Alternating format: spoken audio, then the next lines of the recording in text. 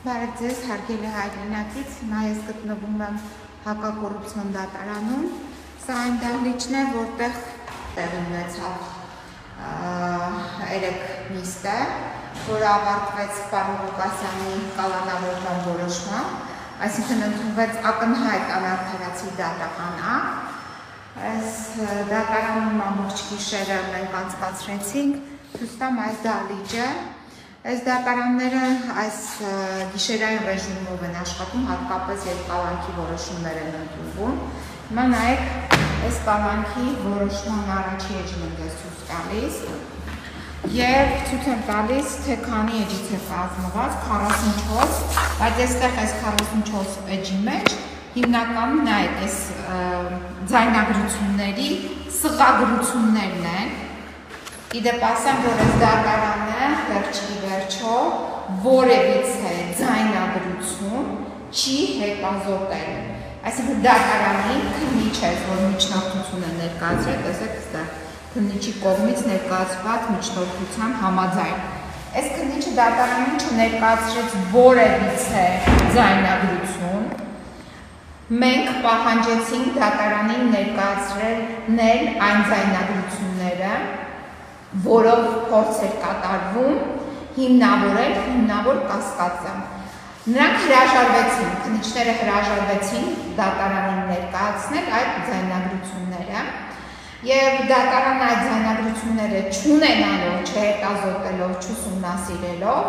վերջի վերջո կայացրեց այս ակնհայտ անարդարացի դատական ակտը, որը մենք այս Վարդգես Սարգսյանը, դատավորի անունն է, որը մենք բողոքարկելու ենք Հայաստանի Հանրապետության վերաքննիչ քրեական դատարանում, բացի այդ էլ իհարկե նաև սա եվրոպական դատարանում նույնպես այստեղ չբավարարենք դեպքում նաև բողոքարկվի, բայց հիմա տեսեք, այս դատավորը, այս Վարդգես Սարգսյան, հիշեք, մենք էլ ենք հիշում իր անունը, նրա կեսագրական տվյալների մեջ առկա է մի տեղեկատվություն, որ նա հաճախել է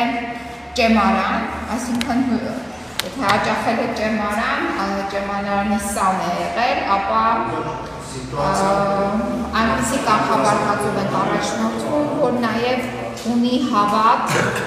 և հավատացյալ անձնավորություն է, բայց իրականում ես կարծում եմ, որ հավատից էլ է հեռու, արդարադատությունից էլ է հեռու և կայացրեց ակնհայտ ապօրինի դատական ակտ, ակնհայտ անարդարացի դատական ակտ և այս ակնհայտ անարդարացի դատական ակտի ներքո այս պահին պարոն Ղուկասյանը գտնվում է կալանքի տակ և Գյումրիի քաղաքապետարանը զրկված է նաև քաղաքապետի իր նախընտրած և ընտրված թեկնածուի միջոցով իր նախընտրած քաղաքապետի միջոցով կառավարվելուց։ Ես կարծում եմ շուտով այդ հարցը իհարկե լուծում կստանա, բայց այնուամենայնիվ Գյումրին փորձում են Գյումրին վերածել քաոսի, էսել են այս դատարանի հարակից տարածքն է անմխիթար վիճակում, սա էլ ձեզ ցույց տամ։ Եվ իդեպ ասեմ, որ հոկտեմբերի 18-ին, այսինքն ամսի 1-ից հետո, հոկտեմբերի, երբ հրահանգ իջեցվեց Ազգային ժողովի ամբիոնից, դրանց հետո ամսի 18-ին, հոկտեմբերին, կազմվել է հակակոռուպցիոն քննիչների կողմից քննչական խումբ 21 հոգի քննիչներից բաղկացած։ Այսինքն այս չգիտեմ ոնց բացատրեմ կամ նկարագրեմ այս գործի հետ կապված 21 քննիչ է ներգրաված, իսկ իրական սպանությունների, ծանր, առանձնապես ծանր հանցագործությունների, կրկնվող հանցագործությունների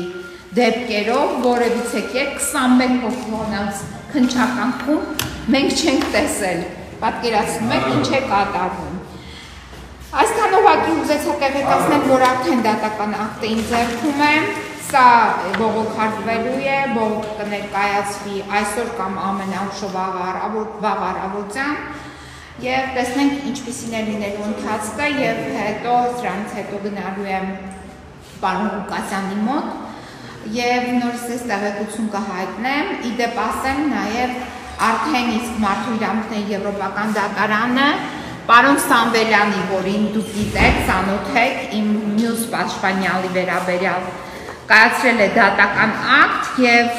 այսօրվա այս գործող իշխանությունները եւս մեկ անգամ միջազգային ատյաններում խայտարակվել են, բայց եւ այս խայտարակությունից հետո, չգիտեմ, փորձ են կատարել այդ դատական ակտը, բայց նաև մենք փորձ ունենք, որ դատական ակտերն էլ են փորձում չկատարել։ Հիմա տեսնենք, պարոն Սամվելյանը այս պահին գտնվում է Էրեբունի բժշկական կենտրոնում։ Այսքանը։